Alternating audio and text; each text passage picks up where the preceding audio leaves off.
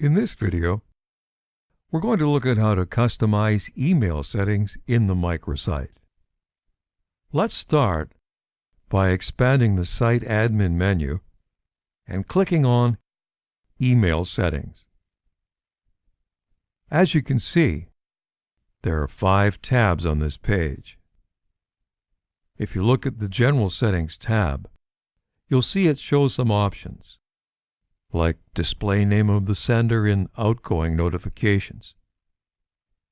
For example, if someone registers on the microsite, they'll receive an email notification. You need to decide what the sender's email name should be, and that you can specify here in these 2 fields. And the sender's email address that would be used in it can also be configured on this page.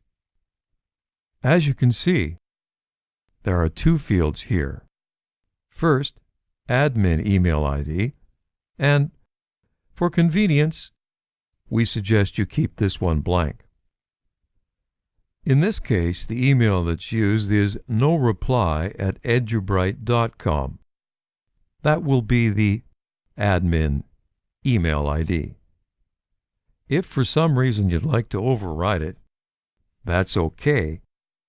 But first, it's best to check with the EduBright support team, because you might need to do some changes in your DNS entries to prevent those emails from getting flagged as spam.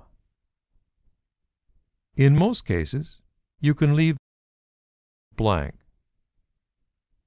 In the second field, you can enter a customized display name and also any email ID you want in this format. This value will be shown in the mails as the sender's name in most email programs, such as Gmail, Outlook Express, etc.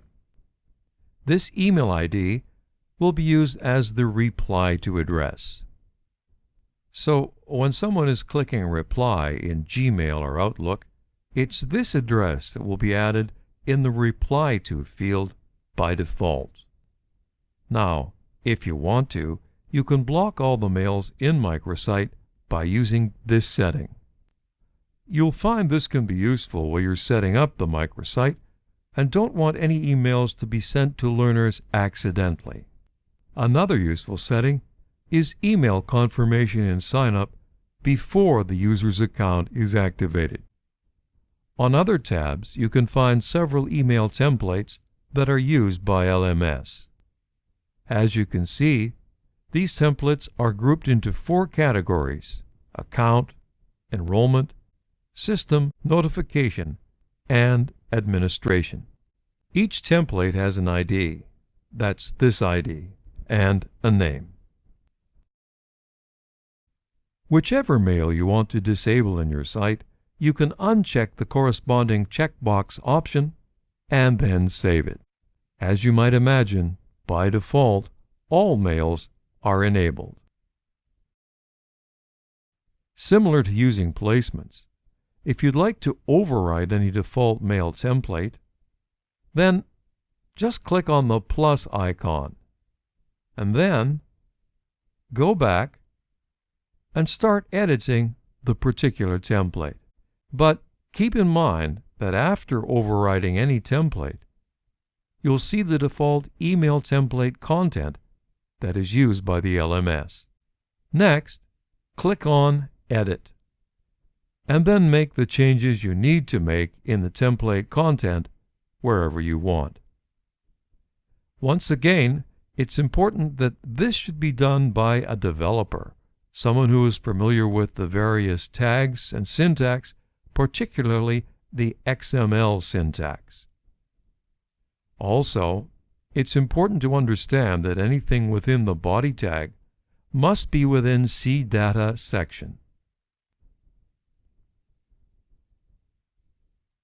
The template consists of a header, title, body, and an optional footer section that you can edit and change as you need to. The template email text can have predefined tokens in it. For example, first name, download URL, etc. These predefined tokens are specific to a template. You can change the text, but you must do it very carefully. Once that's accomplished, save and publish your changes. The best way to preview the email template after you've done it is to check any previously generated email. To do that, expand the report menu and click on Email Notifications. Here you can see all the system-generated mails. You'll be able to preview any mail from here. And you'll find that when you preview, the latest version of the template available in the system is the one that will be used. If you'd like to, you can also change the email header and footer content. They are common for all the email templates.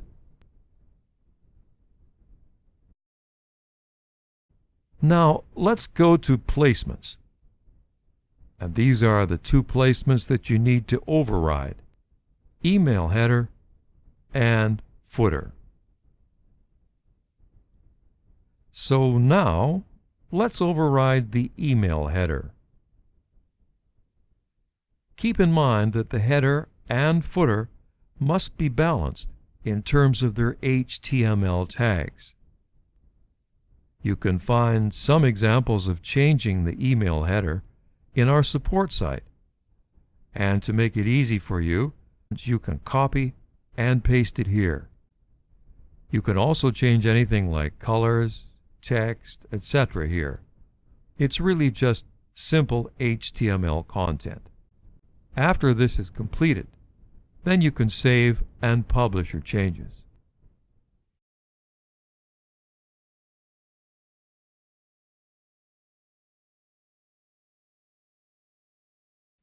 Now go back to the email notifications and preview one of the emails.